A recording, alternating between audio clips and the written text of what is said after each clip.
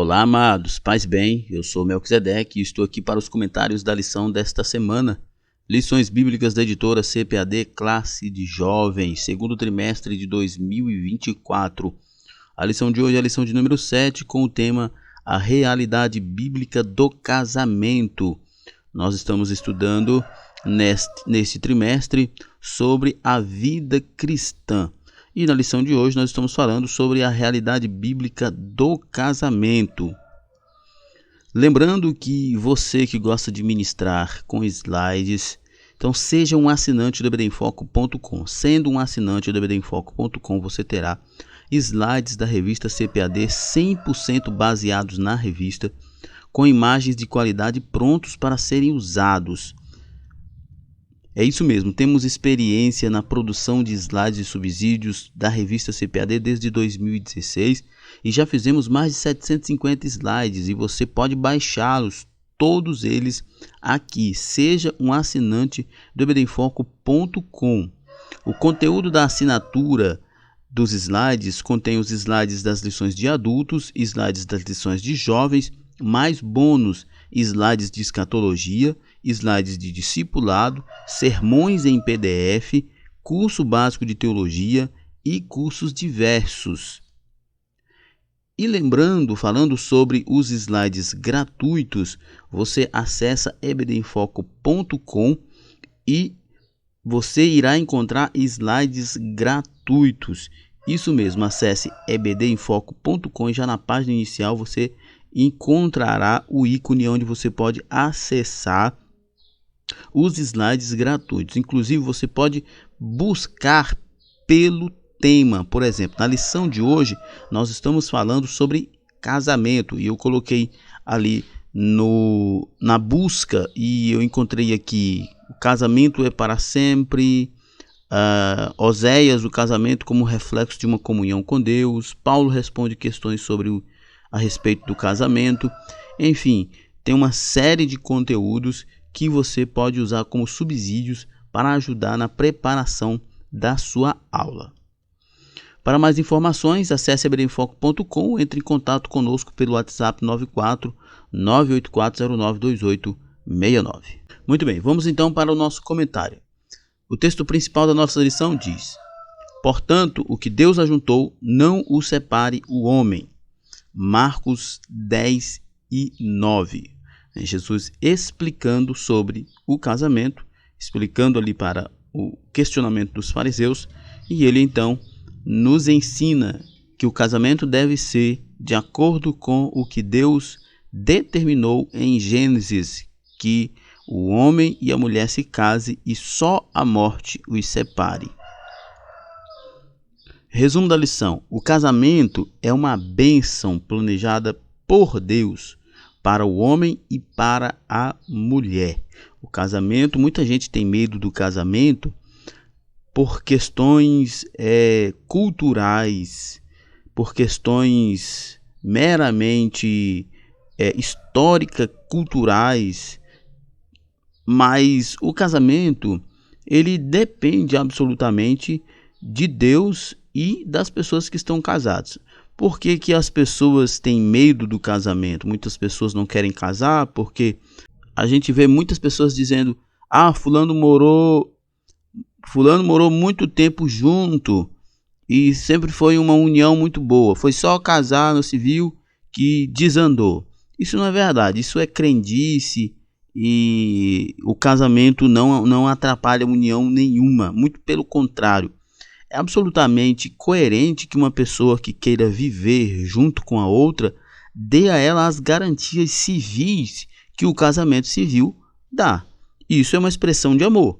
Uma pessoa que quer apenas viver junto com outra num relacionamento e não quer casar, essa pessoa é uma pessoa que está com uma expressão muito forte de egoísmo, porque ela está negando a essa pessoa os direitos civis que a lei brasileira garante para quem é casado. Então, um cristão jamais pode pensar na ideia de não casar civil, além de ser por uma questão moral muito importante, também por uma questão bíblica, né, que você não pode expor a pessoa que você diz que ama a uma condição que tire dela os direitos legais que ela tem. O texto bíblico da nossa lição se encontra em Marcos capítulo 10, versos de 1 a 9. Eu não vou me deter no texto, como de costume, por uma questão de tempo, mas os irmãos com certeza devem estudar esse tema, esse texto bíblico e todos os outros que são correlatos a ele. Lembrando, inclusive, que eu escrevi um texto, e certamente nós vamos disponibilizar ele aí, o link dele, para você poder baixar e estudar, que foi o TCC da finalização da minha faculdade de teologia, também para você ter mais um conteúdo que vai ajudar você no esclarecimento de algumas questões sobre o casamento. Nossa introdução. Uma das instituições mais valorizadas pela fé cristã é o casamento. Por meio dele, Deus abençoa a união lícita entre um homem e uma mulher, bem como os filhos desta união. Algumas questões aqui são importantes já nessa introdução, né? Primeiro, que Deus abençoa o casamento. Deus é quem abençoa o casamento. E Deus abençoa o casamento quando ele é uma união lícita e uma união entre homem e mulher, né? Homem e mulher. E essa união tem que ser lícita, ou seja, os dois são independentes, não tem nenhum compromisso com nenhuma outra pessoa, e eles podem, né, legalmente se unirem. A união precisa ser lícita, né, para poder ser uma união abençoada por Deus. Mas esse modelo divino vem sendo ameaçado por uma série de opções modernas que renegam a união pretendida por Deus, tirando a sua sacralidade e banalizando o projeto divino. Nesta lição estudaremos o casamento segundo a Bíblia. Que o casamento segundo a Bíblia é um casamento abençoado por Deus, que pressupõe uma união lícita entre um homem e uma mulher. Primeiro tópico: o que é o casamento? Uma definição. O casamento pode ser definido como a união entre um homem e uma mulher que decidem formar uma família, apoiando-se mutuamente e demonstrando o amor e respeito um pelo outro, por meio de um acordo perante Deus e a sociedade, né? O acordo precisa ser feito perante Deus e a sociedade.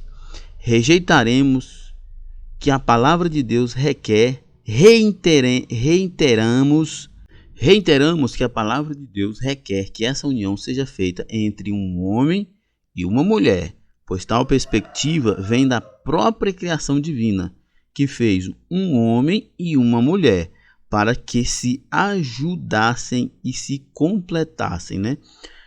A gente sabe que toda desvirtuação do casamento, ela é um resultado do pecado, né? É um resultado do pecado, porque assim como nós lemos no início lá, onde Jesus responde os fariseus sobre a durabilidade do casamento, e ele diz que aquilo que Deus uniu não separe o homem, aquele formato que Deus criou, o homem também não deve deturpá-lo. E essa deturpação acontece por causa do pecado. Então é muito básico a compreensão de que o ideal de Deus sempre foi o casamento entre um homem e uma mulher. Por quê? Porque Deus criou um homem e uma mulher. Isso é básico, é uma questão de lógica. Qual é a vontade divina para o casamento? O formato de casamento que encaixa dentro da vontade divina? Um homem casando com uma mulher. E não dois homens, nem duas mulheres, ou um homem e várias mulheres, ou uma mulher e vários homens. Isso tudo são anomalias que são resultantes do pecado. Sempre que há um casamento, ele é realizado com a presença de três participantes: Deus, o Criador, o homem e a mulher, seres criados. É óbvio que quem criou o homem e a mulher e criou o casamento estará presente e que é muito importante essa perspectiva, né, de que Deus é quem sustentará o casamento, porque ele é o criador tanto do homem e da mulher quanto do próprio casamento. Deus e o casamento. O Eterno também participa do casamento, pois foi ele que o instituiu. Deus estabeleceu também os princípios pelos quais o casal deve se relacionar, de tal maneira que, se um homem é fiel à sua esposa e cuida dela, ele é fiel ao Senhor e demonstra seu temor ao Eterno. E se a mulher é fiel ao seu esposo e cuida dele, ela também demonstra sua fidelidade e temor a Deus. Olha só, muito importante o que nós estamos vendo aqui, né? Os nossos alunos são jovens e os professores devem conversar com eles, porque se tem muita preocupação sobre como conduzir um casamento, como fazer um casamento dar certo. Está aqui o texto falando de dois princípios, né? Deus estabeleceu princípios pelos quais o casal deve se relacionar de tal maneira que, se um homem ou a mulher são fiéis e cuida do seu cônjuge, está agradando a Deus, né? Então, quando você pensar assim, vou casar, né? O jovem que está ouvindo essa aula, o professor que pode transmitir isso para seu aluno, né? E eu falo como casado, eu vou fazer 7 anos de casado, graças a Deus, um casamento abençoado. Nós precisamos ter em mente esses dois princípios, cuidado e fidelidade. Cuidado e fidelidade. Eu sempre falo para minha esposa, sempre a gente conversa aqui, por que eu sou fiel a ela? Porque antes de tudo eu sou fiel a Deus. Por que eu cuido dela? Porque antes de tudo eu temo a Deus. Porque o meu casamento, os princípios que regem o meu casamento são princípios oriundos da palavra de Deus. Por que eu sou fiel à minha esposa? Porque eu sou fiel a Deus. Por que eu cuido da minha esposa? Porque é uma ordem bíblica, divina. Eu tenho que fazer isso, senão eu não sou cristão. Posso ser qualquer outra coisa, mas não cristão. Por que eu posso dizer que sou cristão? Porque pratico outras coisas que estão na Bíblia, mas não pratico aquilo que é ordem divina para o casamento. Amar, cuidar, respeitar, ser fiel à minha esposa. Eu preciso considerar essas coisas como cristão, porque senão eu não sou cristão. E como cristão, eu devo pensar que eu devo ser fiel e devo ser um marido que cuida, que zela, que sustenta, que protege, que discipula a minha esposa. Esse é o comportamento esperado por Deus de quem se casa. Entretanto, nem sempre o povo de Deus no Antigo Testamento seguiu essas orientações, pois eles tomavam como exemplo as práticas dos povos à sua volta. O profeta Malaquias, em seus dias, retratou uma realidade vergonhosa entre os seus contemporâneos. Os homens traziam suas ofertas e se derramavam em lágrimas diante de Deus, mas o Eterno os rejeitava. Né? Por quê? Nós vamos ver no próximo slide, mas só voltando. Qual é uma questão muito importante aqui, que o comentarista está dizendo aqui? Que o povo do Antigo Testamento tinha o hábito de se espelhar nos povos à sua volta para as condutas em seus relacionamentos. Isso é um problema. O professor deve conversar isso com seus alunos que são jovens. Alguns vão casar, talvez ainda esse ano, outros mais na frente. Que eles entendam uma coisa: nenhum casamento é igual, porque são pessoas diferentes. Eu e a minha esposa temos como exemplos de casamentos nossos pais fiéis, né? Nossos pais, meu pai, o pai dela, fiel às suas esposas. Nossas mães, fiéis aos seus maridos. Mulheres idôneas, homens de Deus, obreiros, homens de Deus. Mas os casamentos deles, nem tudo que eles aplicaram no casamento deles para poder dar certo nós conseguimos ou podemos aplicar em nossos casamentos. Porque nem tudo que deu certo no casamento deles vai dar certo no nosso casamento. E nem tudo que deu errado lá vai necessariamente dar errado aqui. Isso é uma coisa importante que os jovens que vão casar precisam entender. Não é porque eles viram que um casamento foi um sucesso, que eles seguindo aqueles passos ali, estritamente aqueles passos, vai dar certo. Porque cada casamento é um casamento específico, porque são pessoas absolutamente distintas. E também não é porque deu errado com fulano que vai dar errado com você. A única razão de dar errado com você é se você seguir os mesmos protocolos. Se foram protocolos que deram errado, é óbvio que você não vai seguir esses protocolos. Entende? Então, o que o povo de Israel fazia? Eles imitavam as pessoas à sua volta e esperavam que os casamentos davam certo, que Deus aprovasse isso. Mas Deus não ia aprovar, é óbvio. Né? Então, aqui é importante uma reflexão de que cada casamento é único, tá? Porque cada pessoa é única.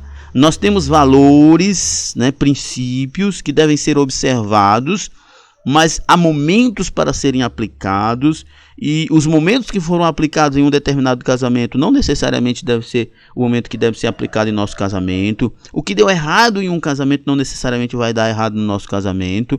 Então, a gente precisa seguir os princípios estabelecidos por Deus, amadurecer no nosso relacionamento, no nosso casamento, e não esperar que o que deu certo com o outro vai dar certo com a gente, e nem o que deu errado também vai dar certo, vai dar errado com a gente, porque não é por aí. Mas se você segue princípios bíblicos para o seu casamento, a chance disso dar certo é muito, mas muito maior.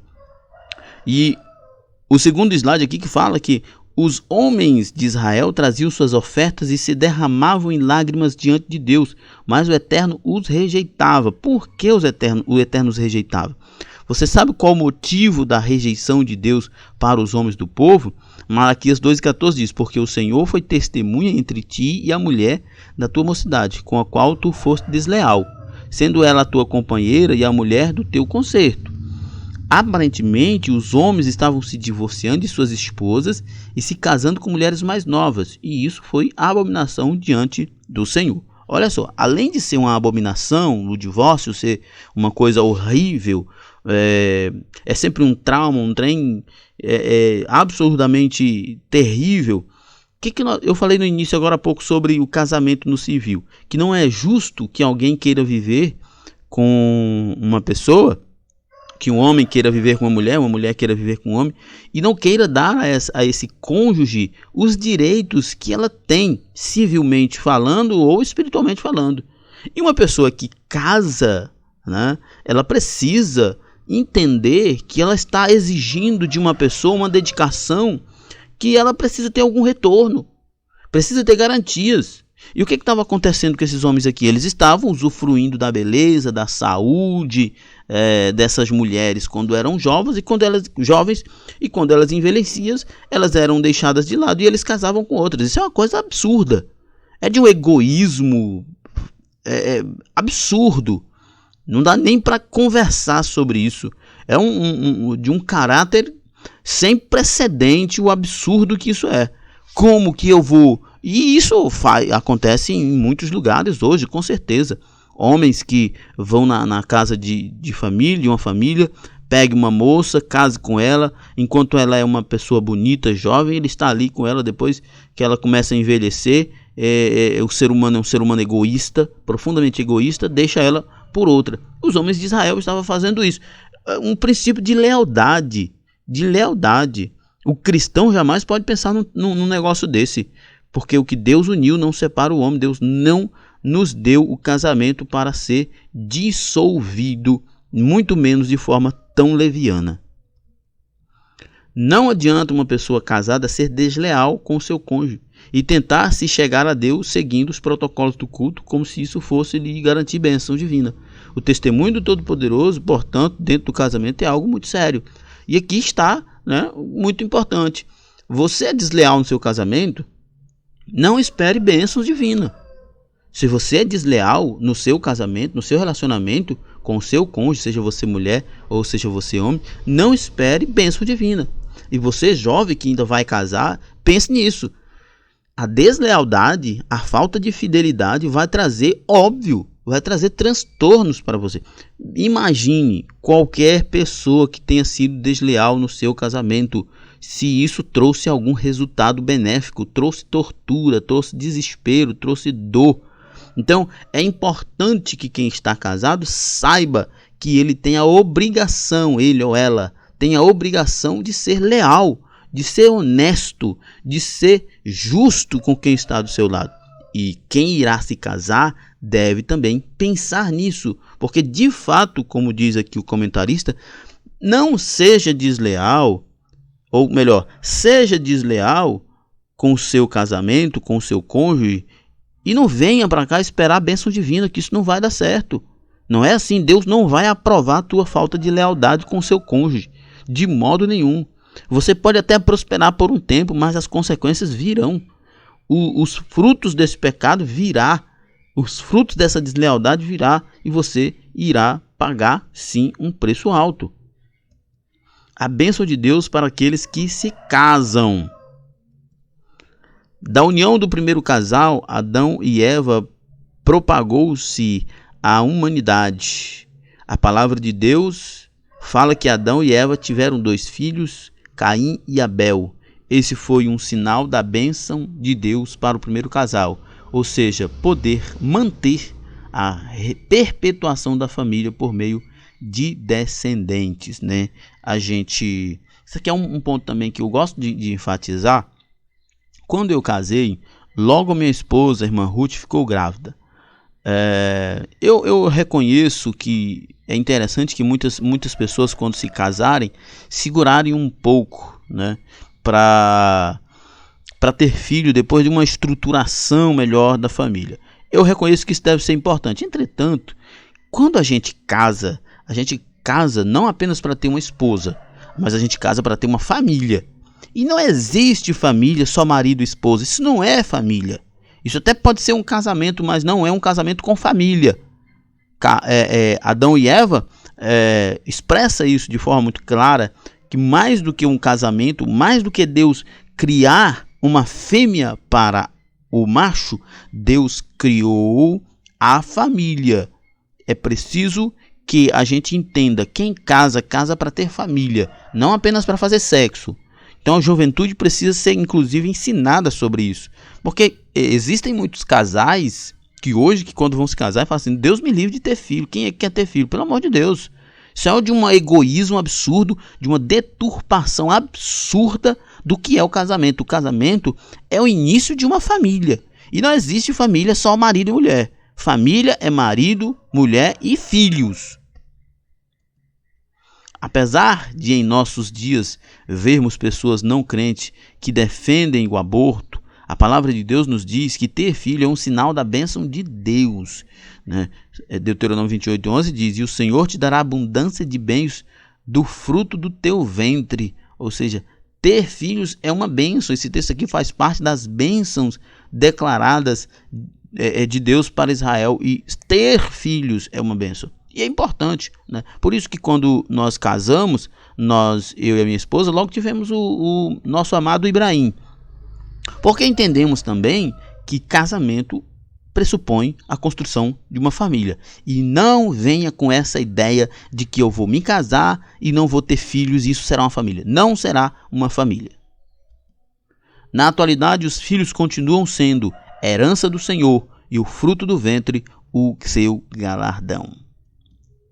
Segundo tópico, o tratamento entre o casal. Aliança diante do altar. Como vimos, para o cristianismo, o casamento é um evento celebrado diante de Deus e ele é tão importante que somos informados da presença de Jesus numa de suas cerimônias, e foi lá que o seu ministério começou, né? Interessante, né? Ele havia sido convidado para a celebração em Caná, localidade na Galileia, e quando houve a falta de vinho, Jesus interveio, transformando água em vinho e garantindo a continuidade daquela celebração. É muito apropriado, né, que Jesus está ali num casamento, seu primeiro milagre é num casamento, e ele transforma água em vinho. O vinho, não é que a água não seja importante, nem a água é absolutamente importante, absolutamente, não tem nem discussão. Mas o vinho sempre foi um símbolo de alegria. E aqui há um simbolismo muito legal de que Jesus estava no casamento, o casamento começou a perder a alegria e Jesus foi lá e refez essa alegria. O vinho começou a acabar e Jesus foi lá e transformou a água em vinho. Deus é quem traz a alegria para dentro dos nossos casamentos. É Deus quem restaura a alegria do nosso casamento. Seu casamento está ruim? Busque a Deus. Converse com seu cônjuge e busque a Deus. Os jovens que ainda irão se casar devem pensar nisso. Jesus é quem produz a alegria do casamento. Sexo é bom, mas não é a razão da alegria do casamento. Dinheiro é bom, mas não é a razão da alegria de um casamento. Filhos é bom, mas não é a razão suprema da alegria de um casamento. A presença de Deus, o agir poderoso de Jesus Cristo é a razão da alegria do casamento. Isso significa que o nosso casamento não deve ser fechado para Cristo. Jesus deve ter liberdade de operar em nossos casamentos e ser o produtor de toda a alegria. O primeiro milagre do Senhor Jesus foi realizado em um casamento, pois os noivos os convidaram para participar com eles daquele momento ímpar para as suas vidas. Quando um homem e uma mulher decidem se casar, não podem deixar Jesus de fora dessa decisão. Não podem deixar Jesus de fora dessa decisão e nem podem deixar Jesus de fora dessa caminhada. Cada um de nós, casados, devemos saber disso, e cada um dos jovens que estarão tendo contato com esta revista, com esta lição, o professor que estará ensinando deve expor isso para seus alunos, né? Que nenhum de nós podemos tomar a decisão de casar sem a direção de Deus. E uma vez casando, não podemos tomar a decisão de caminhar sem a presença de Deus. Nós somos, antes de tudo, gente, crentes, cristãos, cópias de Jesus, pequenos cristos. Como que nós, que somos crentes, vamos tomar decisões sem a presença de Jesus? Como que nós iremos caminhar num aspecto tão importante da vida, que é o casamento, que é a construção de um lar, sem a presença de Jesus? Isso não faz o menor sentido. Qualquer cristão que tome essa decisão de casar sem orar, sem buscar a Deus, sem ter discernimento espiritual, está cometendo a maior estupidez do mundo. E qualquer cristão que case e não busque a Deus e não coloque Deus como centro do seu casamento é um grande tolo, está fadado ao fracasso. O trato com a esposa. Deus estabeleceu princípios para que o homem convivesse com sua esposa. Dentre eles, destacamos: primeiro, o amor. As Escrituras Sagradas afirmam que os maridos devem amar suas esposas, como também Cristo amou a igreja. Efésios 5:25. O padrão de Deus para que o homem aprenda o padrão de Deus para que o homem aprenda a amar a sua esposa é o amor de Jesus pela igreja. E não menos que isso. E que vale muito dizer, não sou eu que está dizendo, não é o comentarista que está dizendo, é a Bíblia. É absolutamente necessário que haja amor. E que é importante que a gente entenda que esse amor é semelhante ao amor que Cristo amou a igreja. E isso é muito importante. Porque, pense só, nós confundimos na pós-modernidade a ideia de amor. Nós sempre pensamos que amor é aquele sentimento de frio na barriga, de euforia, de liberação de hormônios, né? Enfim, a gente pensa que casamento são aquelas sensações, que amor são aquelas sensações, melhor dizendo, como eu amo, eu estou tão emocionado, aquele sentimento. Amor não é bem isso, ainda que isso seja bom dentro do aspecto amor, mas o amor, antes de tudo, é uma decisão que se toma de fazer o bem, de viver para o bem da pessoa amada. E uma vez que as Escrituras dizem que o homem deve amar a sua esposa como Cristo amou a igreja, como foi que Cristo amou a igreja? Cristo amou a igreja dando a vida por ela. E quando você imagina na forma como Jesus deu a sua vida pela igreja, não há a expressão de amor ali, não há nenhum aspecto de sentimentalismo, de euforia, né? Você não pode imaginar que Jesus, quando está morrendo na cruz ali e os soldados o chicoteam, ele diga, que amor, não, ele estava sofrendo dor, mas ele tinha plena convicção de que aquilo que ele estava fazendo era expressão de amor. Quando ele estava na cruz ali, sendo chicoteado, com aquela coroa de espinho, não havia nada de eufórico naquilo ali. Havia muita dor, mas por amor ele estava ali.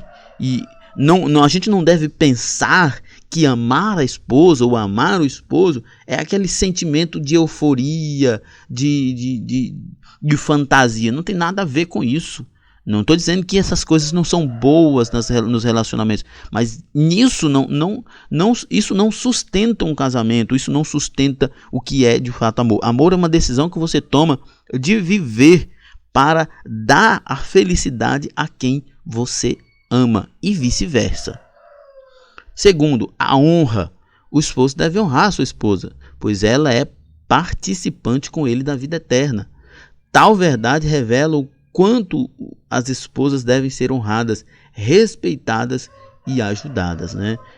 Não faz sentido, irmãos, né? Eu sei que está aqui, é bíblico, mas não faz sentido, sequer faz sentido você fazer uma advertência dessa a um cristão. Não faz sentido você fazer uma advertência dessa para um homem cristão e dizer, você precisa honrar sua esposa. Pelo amor de Deus, você é crente, você é servo de Deus, você deve honrar todas as pessoas. Sua esposa deve honrar com muito mais afinco, com muito mais dedicação, porque é uma ordenança bíblica. Mas mesmo que não fosse uma ordenança clara da Bíblia, é uma necessidade por quem você é, um salvo em Cristo Jesus. Honrar a sua esposa. Não faz o menor sentido alguém precisar ser exortado sequer a honrar a esposa. É uma responsabilidade sua como cristão. Você precisa honrar a sua esposa. Proteção. Cabe ao homem defender sua esposa e prover o que for necessário para que ela se sinta protegida. Essa proteção deve ser física, emocional e espiritual. A gente tem que ter cuidado com essas questões, porque assim, eu já vi muita gente, eu nunca precisei passar por isso, graças a Deus, mas já vi muita gente, a mulher ser assediada, por exemplo, a proteção que o homem quer dar é de ir para a briga. Eu não sei se esse é o melhor caminho, né? Nesse caso, a melhor proteção deve ser uma proteção emocional. Do homem ficar do lado da esposa, protegê-la, levá-la para casa, dar todo o aporte. Agora, ir por uma briga na rua com qualquer idiota, isso não faz o menor sentido. Isso pode até trazer um problema maior. O cristão jamais fará isso. É nesse caso que com certeza entra o apoio, a proteção emocional e espiritual. As orientações bíblicas em relação aos homens são bem contundentes e precisam ser seguidas. O apóstolo Pedro destaca que se o esposo não tratar bem sua esposa, suas orações serão impedidas, né? 1 Pedro 3,7 diz, igualmente vós, maridos, coabitai com ela, com entendimento, dando honra à mulher como vaso mais fraco, como sendo vós os seus coerdeiros da graça, da vida, para que não sejam impedidas as vossas orações. A afirmação quanto às orações serem impedidas de chegarem a Deus não é destinada às mulheres, somente a homens. Há uma controvérsia nesse sentido, porque alguns teólogos vão dizer que não, que para que não sejam impedidas as vossas orações, são as orações dos dois. E, inclusive, alguns teólogos vão dizer assim, que para que não sejam impedidas, ou seja, para que não sejam impedidas de existir oração juntas. Ou seja, se o homem não trata bem a sua esposa, eles não vão conseguir orar juntos. E se eles não conseguirem orar juntos, eles não serão abençoados, o lar não será abençoado.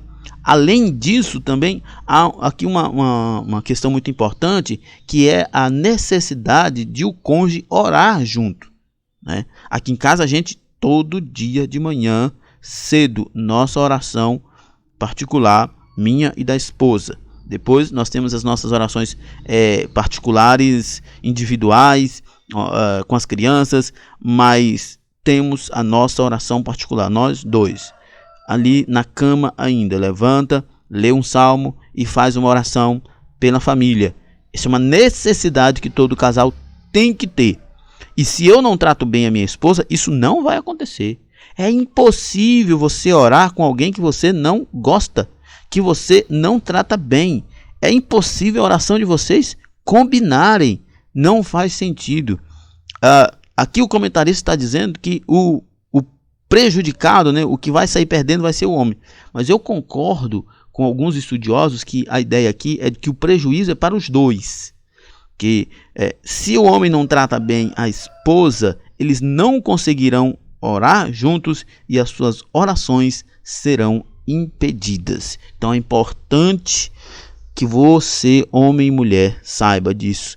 E que os professores falem isso para os seus jovens, ensine eles quando eles casarem. Eles precisam honrar um ao outro, especialmente o marido honrar a esposa, para que eles consigam orar juntos e as orações deles cheguem até Deus, sejam recebidas por Deus e eles sejam abençoados. Do contrário, certamente estarão fadados ao fracasso. A mulher e o trato com seu esposo. Salomão destaca que quem encontra uma esposa encontra algo excelente. Alcançou a benevolência do Senhor, revelando assim a importância do casamento. Na palavra de Deus encontramos regras de convivência para o homem e a mulher. A esposa deve honrar seu marido respeitando-o e sendo submissa. A submissão tem o sentido de estar debaixo da mesma missão, não é de escrava, né? Que por muito tempo as pessoas pensavam que era. Não é de escrava, mas é estar debaixo da mesma missão. É entender que ela faz parte do ministério do seu marido, faz parte da missão do marido de ser pai, ser esposo, ser o líder da família e assim por diante. Homem e mulher não são concorrentes diante de Deus, nem devem ser um para com o outro. São companheiros que trabalham juntos em uma família com uma função específica. Ao homem, Deus deixou a responsabilidade de liderar o lar, com a certeza de que será cobrado de sua liderança. A mulher, Deus ordenou que fosse uma auxiliadora idônea, e isso em nada diminui o seu papel. Na verdade, o papel da mulher é muito importante no lar. E só voltando aqui na expressão auxiliadora idônea, a palavra idônea vem de capaz, né? Uma auxiliadora capaz, que seja à altura, né? Que esteja ao lado, que seja capaz de auxiliar. E outra coisa, vamos ser sinceros, sei lá, talvez 80% da estrutura emocional de um lar vem da esposa. Um homem emocionalmente fragilizado talvez não abale tanto um lar, mas uma mulher, se ela não é uma mulher emocionalmente estruturada, abala muito. Aqui em casa mesmo, o dia que a minha mulher não está bem, dia que está muito estressada, as coisas não andam, não funcionam do jeito que deveria. Porque emocionalmente, para controlar filhos, cuidar da casa, que é o lugar seguro da gente, é ela que sabe fazer isso. Não, eu não sei muito bem nem cuidar de menino. Eu tenho as minhas responsabilidades como pai, óbvio, eu sei disso. E me aplico o máximo nisso, de educar, de ensinar a Bíblia, de orar com eles. Mas esse aspecto emocional, de dar equilíbrio, é muito da mulher. Então a mulher tem que entender isso. Sendo ela uma auxiliadora à altura, né, capaz, competente, ela tem que entender que ela sendo equilibrada, ela equilibra o lar. Ela equilibra o lar, e isso é muito importante. Um homem tem que ser líder, tem que ser trabalhador, tem que ser forte, tem que ser sacerdote do lar, mas a mulher precisa entender que ela traz equilíbrio para o lar. Se ela for uma mulher desequilibrada, é uma bagunça. Não é à toa que lá em Provérbios diz que a mulher sábia edifica a casa, mas a tola com as próprias mãos a destrói. Não fala isso do homem, fala da mulher, porque ela de fato emocionalmente ela realmente organiza o lar, organiza a casa, né? Então, assim, é importante que as mulheres saibam disso, que como auxiliadoras capazes, elas precisam estar bem e preparadas para dar estrutura ao lar. Terceiro tópico, outras questões sobre o casamento. A morte encerra o casamento. O casamento é uma aliança com o eterno que se termina quando um dos cônjuges falece. Nos dias do apóstolo Paulo, como também acontece nos nossos, havia casos de viuvez, e ele recomendou que se a mulher viúva quisesse se casar novamente, estava livre para isso, desde que se casasse no Senhor. Esse princípio também vale para os solteiros, que ainda não contraíram núpcias. Um cristão jamais deve se casar com alguém que não seja crente, por mais bondoso que a pessoa seja. Isso é muito importante para os jovens, né? É muito importante. Isso é muito importante não só numa perspectiva cristã, gente. Eu vou ser muito sincero com vocês. É importante que o jovem se case com um crente, é importante. Mas é importante que ele case com um crente da mesma denominação, que professa a mesma fé. O problema está só relacionado à religiosidade? Não. Está relacionado a propósito, sabe? Você casa com uma pessoa que tem determinados desejos. Eu estou falando de desejos profissionais, por exemplo, de carreira, né? E você não consegue acompanhar isso. Vai ser um problema. Olha, eu casei com a irmã Ruth. A irmã Ruth tem a alma de empreendedora. Ela vem de uma família de empreendedores, de pequenos empresários aqui na cidade. E eu sou funcionário público, né? Sempre fui funcionário público. Estudei, fiz concurso, passei em concurso e trabalho no setor público. Eu nunca tive aptidão para o empreendedorismo. E quando eu me casei com ela queria montar a loja dela, vamos montar, e eu todo perdido, profundamente perdido. Aquilo foi para mim um desafio enorme. Mas eu entendia que eu casei com uma mulher que eu sabia que ela era empreendedora, que ela me avisou: eu quero ter a minha própria loja, né? Eu quero ter o meu próprio empreendimento, eu quero tocar o meu próprio empreendimento. E eu casei sabendo. Foi no início um desafio? Foi. Mas eu casei sabendo. E eu tive que aceitar esse desafio, e hoje eu estou quase pedindo exoneração do meu trabalho para ficar na minha empresa, junto com ela. Ou até expandir a empresa para poder a gente continuar o trabalho. Então, assim, não é só uma questão de você casar com uma pessoa de outra igreja, de outra denominação ou não cristã. Muitos outros aspectos constituem também julgo desigual, que traz um problema sério. Se você não estiver disposto, como eu estive e estou, a mudar a mim mesmo para o bem do casamento, dar uma guinada na minha vida, isso vai ser um problema. Isso vai ser um problema. Ela também, ela queria ser empresária, queria fazer faculdade, aí começou a fazer faculdade de contabilidade, e aí eu comecei a perceber que aquilo não era vantajoso, que era melhor ela tomar conta da nossa empresa. E aí eu falei: meu bem, larga esse trem para lá. Um outro tempo você faz uma faculdade, mas primeiro vamos estruturar a empresa. E assim a gente fez. E hoje, graças a Deus, estamos vivendo bem em um processo de crescimento, graças a Deus. Mas assim, foram momentos que a gente teve que abrir mão de alguma coisa que a gente acreditava ou queria, para que a gente pudesse caminhar juntos. Se você não está disposto a fazer isso, não case com uma pessoa que tem pensamentos muito diferentes de você. Isso vai ser um problema.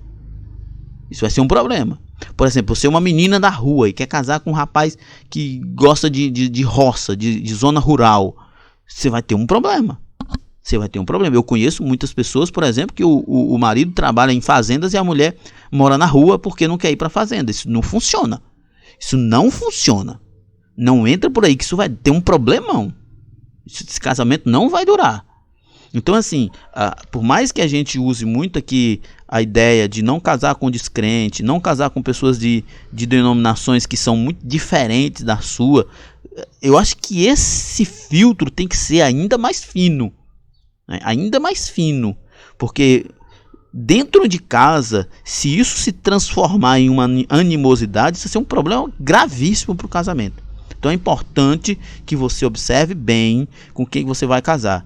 Não case com pessoas que não são cristãs.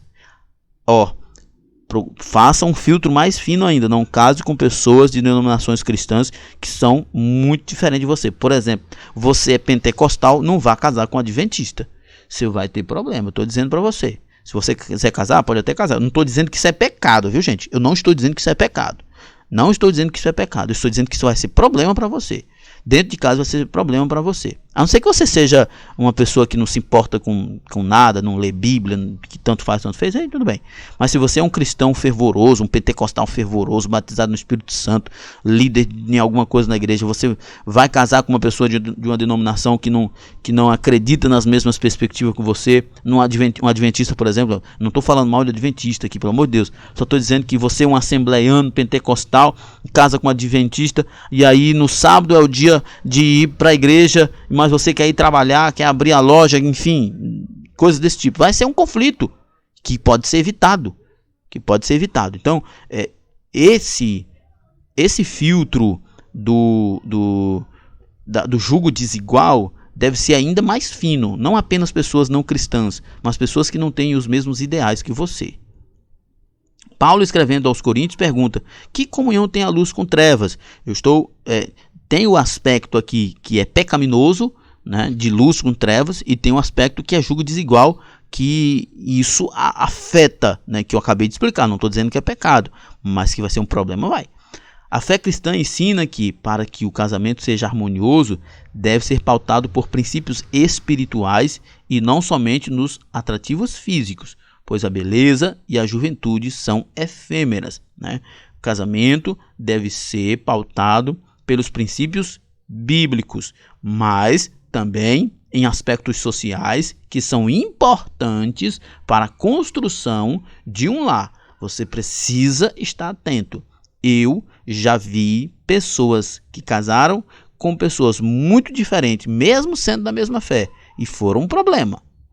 Muito problema. Eu conheço na minha igreja mulheres que casaram com homens que não têm muita aptidão para o trabalho, né? Para não dizer preguiçoso. Para não dizer preguiçoso. E elas reclamam, né? Elas reclamam.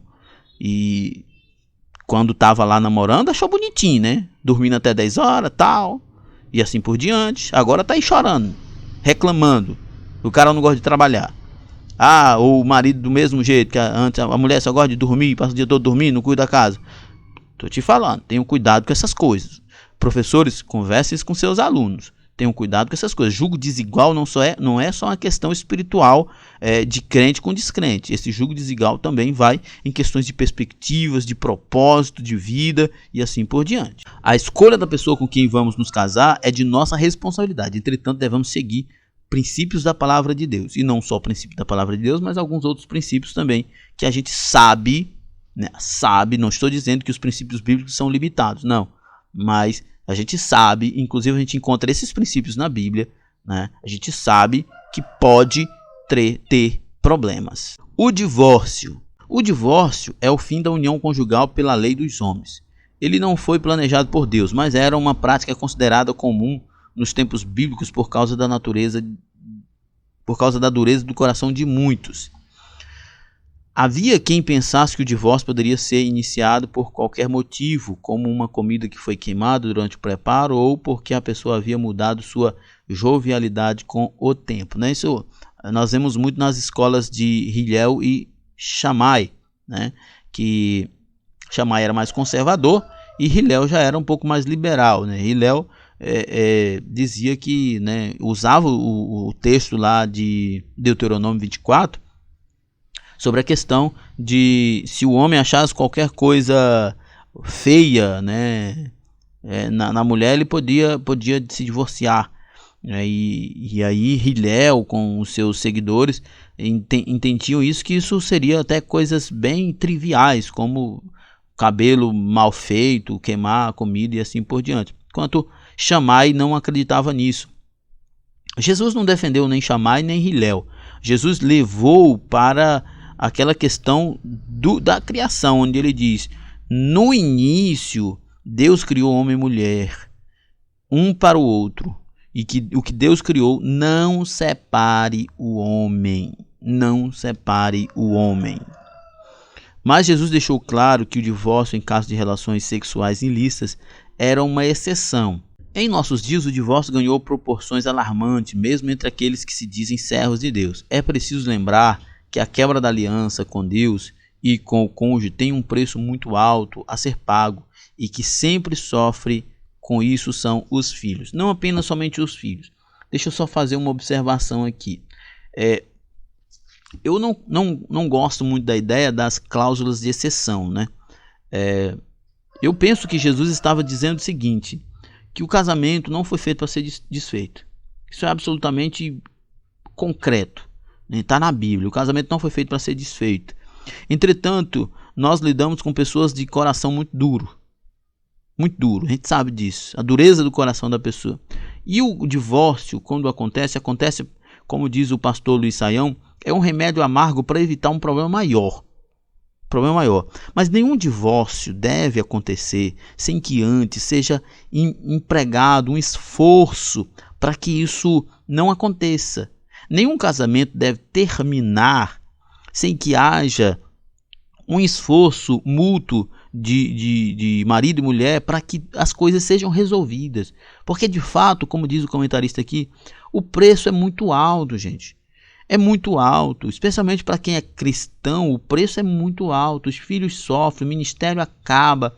Para recomeçar é algo tremendamente difícil. Eu conheço pessoas que divorciaram e a vida é difícil. Lamentavelmente, o casamento vem sendo considerado dispensável por muitos jovens e adultos de nossa sociedade que optam por morar juntos.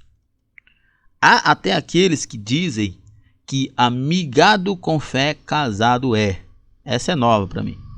E que o casamento é somente um papel onde as pessoas assinam, pois que o papel aceita tudo. Eu penso que mesmo que não houvesse nenhuma implicação espiritual, não é minimamente justo você viver uma vida com uma pessoa sem dar a ela as garantias civis que ela merece, que ela tem direito.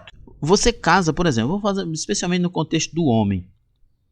O homem casa com uma mulher que vai cuidar dele, ele vai ter filhos com ela, vão construir um patrimônio.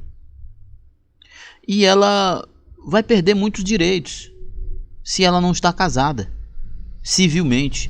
É óbvio que hoje a lei brasileira já está quase deixando o registro civil, né, o casamento, o papel, né, do casamento civil, quase deixando isso quase obsoleto em termos de direito. Mas mesmo assim, é o nome da família, é o nome dos filhos, enfim, a estrutura familiar é absolutamente necessário que tenha o casamento. É de um egoísmo sem tamanho. É um egoísmo profundo. Um homem ou uma mulher que quer viver, que quer se casar e não quer casar no civil, que quer viver junto, mas não quer casar no civil. Isso é terrível. Isso é terrível. Eu soube de histórias há poucos dias de homens que viveram aí 5, se eu não estou enganado, foram uns 10 anos com a mulher e nunca casou. E aí ele morreu. E ela ficou a ver navios. Para ela ter que provar tudo isso, porque ele não deixou nada no nome dela, e de uma família um tanto quanto difícil, para ela provar isso, ela vai ter que se virar, vai ser um estresse, um cansaço profundo. Qual é a necessidade disso? A pessoa era pessoa leal, estava junto. E é de um egoísmo profundo. Não faz sentido, muito menos um cristão dizer que amigado com fé casado é. Pelo amor de Deus, isso é uma coisa mais absurda que tem. Um cristão jamais pode pensar numa coisa dessa. A verdade é que quando um casal decide viver junto, sem um ato formal diante de Deus e da sociedade, está vivendo em fornicação, pois estão praticando o ato sexual de forma que desagrada a Deus.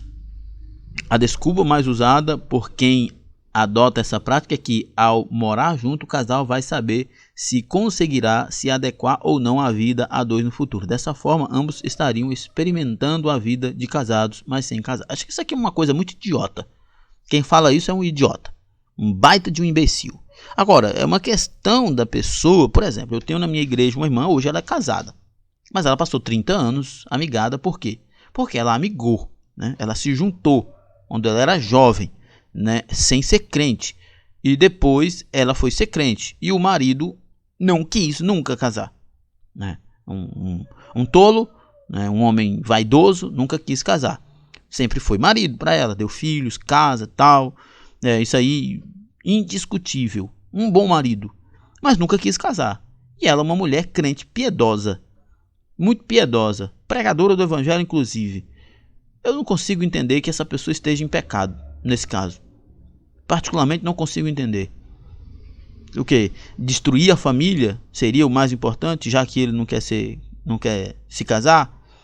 Ou fazer como ela fez, esperou no Senhor até que na velhice ele entendeu um pouco mais o evangelho, nem aceitou Jesus, mas ele compreendeu um pouquinho mais o evangelho, entendeu que precisava casar, casou. Inclusive é uma pessoa que até frequenta a igreja, ajuda na igreja, mas nunca aceitou Jesus de fato. Mas e aí? No caso dela, ela está em pecado? Se Jesus voltar, ela vai para o inferno? Ou seria melhor ela destruir aquela família? Aquela família não é uma família aprovada por Deus. Eu tenho dificuldades com esse negócio. Eu acho que a pessoa que faz isso de forma leviana, ele realmente está em pecado. Mas no caso dela, eu não consigo ver um pecado aí não. A bigamia, a poligamia e o concubinato.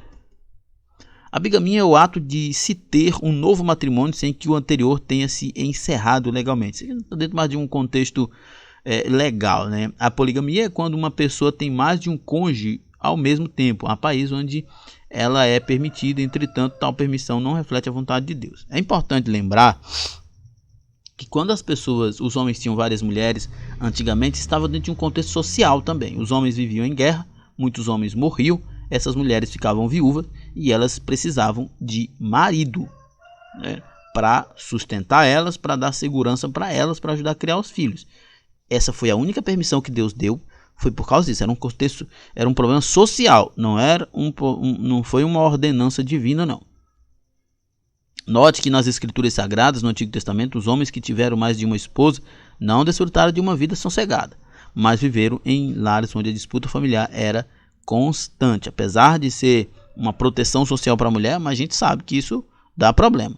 O concubinato nos tempos bíblicos se concretizava quando mulheres eram compradas, raptadas, ou mesmo quando se tornavam prisioneiras de guerra e eram obrigadas a se tornar esposa de um homem já casado, né? Por uma questão até de segurança alimentar, porque essa pessoa, o marido morria na guerra e assim por diante, e ela não tinha para onde ir. Ela estava fadada a se prostituir ou passar fome, então virava uma concubina. Nunca foi autorizado pela Bíblia, nunca foi ordenado, mas foi autorizado também dentro de um contexto de proteção social, de segurança familiar, alimentar, e não porque isso era um ideal de família.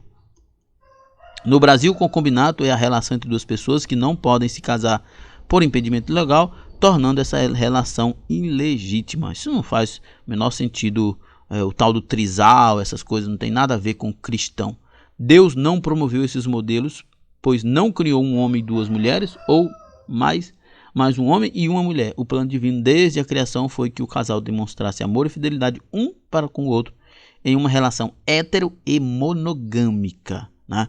Não adianta falarem o que quiserem, podem falar o que quiserem, mas a relação, a constituição do casamento, biblicamente falando, é hétero e monogâmico. Nossa conclusão: o cristianismo ensina, segundo a Bíblia, que o casamento é monogâmico entre um homem e uma mulher que estejam livres e desejam se casar.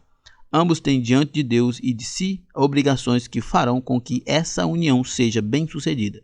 E a escolha de com quem irão se casar deve ser pautada também por princípios espirituais. Muito bem, então chegamos ao final. Você que usa slides produzidos pelo EBD em Foco, tire uma foto de você ministrando e nos mande para os nossos registros. Acesse o site ebdemfoco.com, entre em contato conosco pelo WhatsApp E é isso aí, na plataforma edfoco.com você tem tudo o que precisa para ministrar uma aula de excelência. Fique na paz e até a próxima. Paz e bem a todos.